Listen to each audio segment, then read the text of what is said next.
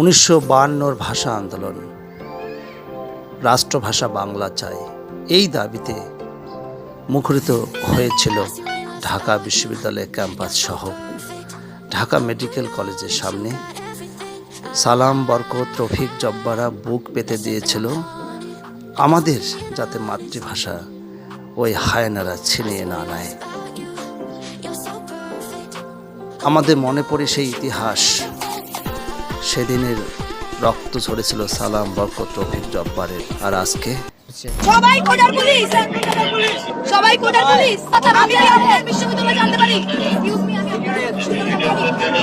আপনি কি বাবা ঢাকা বিশ্ববিদ্যালয়ে পড়তেন? আপনি ঢাকা বিশ্ববিদ্যালয়ে পড়তেন? ভাই আমার দিকে তাকান ভাই। কত অফিসে আপনার লজ্জা লাগে না ভাই? ছেলে মেয়েগুলোর দিকে তাকান তো, কোনো লজ্জা লাগে না? কালকে খাইছি ভাই, যাতে মাই না খাই, বুকের দিকে ধাক্কা না খাই, বুঝেন এগুলা? এই আপনারা কি পড়াশোনা করেন? ভাষা আন্দোলনের মতোই সালাম, বরকত, রফিক, জব্বারের মতো ছেলেটি বুক পেতে দিল অসীম সাহসে, আর পুলিশ সরাসরি গুলি করে দিল। কি বাংলাদেশ? এরকম বাংলাদেশ আমরা চাইনি। আন্দোলন করার অধিকার প্রতিটি নাগরিকের রয়েছে, কিন্তু সেখানে গুলি কেন? অন্যভাবে ঠেকানো যেত নাকি?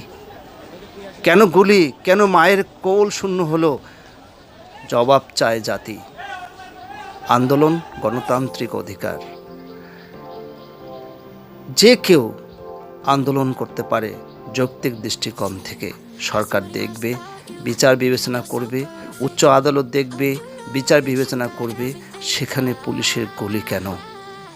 কেন গুলি? কেন মায়ের কোল খালি হলো? এটি আসলেই দুঃখদায়ক ঘটনা।